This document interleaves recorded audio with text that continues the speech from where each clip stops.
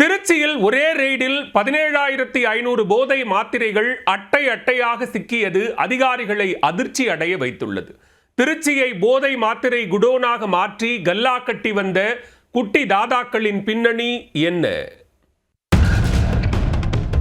கள்ளச்சாராயம் எப்படி ஒரு காலத்தில் பலரது குடும்பத்தை சீரழித்ததோ அதேபோலதான் தற்போது போதை மாத்திரைகளும் பல இளைஞர்களின் வாழ்க்கையை உருக்குலைத்து வருகிறது.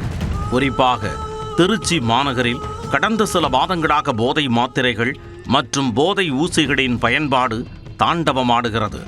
வாட்ஸ்அப் மெசேஜ் தட்டினால் போதும் இருக்கும் இடத்திற்கே டோர் டெலிவரி செய்யும் அளவுக்கு உள்ளூர் கடத்தல் மாஃபியாக்கள் தங்களது போதை மாத்திரை நெட்வொர்க்கை விரிவுபடுத்தி வைத்துள்ளனர்.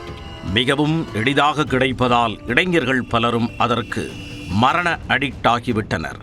ஒரு அட்டை போதை மாத்திரை 100 ரூபாய்க்கு வாங்கப்பட்டு பல மடங்கு லாபம் வைத்து விற்பதால் சேல்ஸிலும் பலர் இறங்கிவிட்டனர்.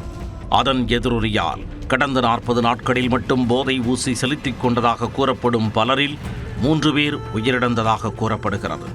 இந்நிலையில் திருச்சி பெரியகடை பகுதியில் உள்ள ஒரு வீட்டில் போதை மாத்திரைகள் பதுக்கி வைத்து சர்வ சாதாரணமாக விற்கப்படுவதாக போதைப் பொருள் தடுப்பு பிரிவினருக்கு ரகசிய தகவல் கிடைத்தது. உடனே பெரியகடை பகுதியில் தேடுதலில் ஈடுபட்ட போலீசாருக்கு கணேஷ் பாண்டியன் என்பவரின் தகவல் கிடைத்தது.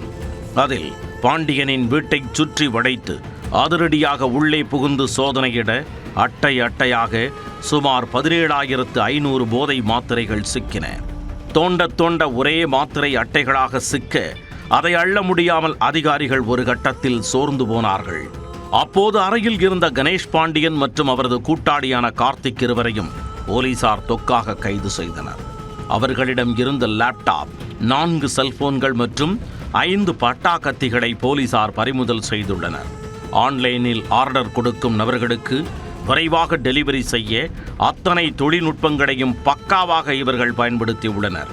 போதை மாத்திரை சேல்ஸில் ஏதாவது சம்பவம் நேர்ந்தால் உடனே கைகலப்பில் இறங்க வெப்பன்களையும் முன்கூட்டியே வாங்கி வைத்திருந்தனர். இதனை அடுத்து கைது செய்யப்பட்ட இருவரிடமும் போதை மாத்திரைகள் எங்கிருந்து கொண்டு வரப்பட்டன, யாருக்கு விற்பனை செய்யப்பட இருந்தது என்பது உள்ளிட்ட பல்வேறு கோணங்களில் விசாரணை நீடிக்கிறது. அதில் மேலும் பல உள்ளூர் குருவிகள் சிக்குவார்கள் என எதிர்பார்க்கப்படுகிறது.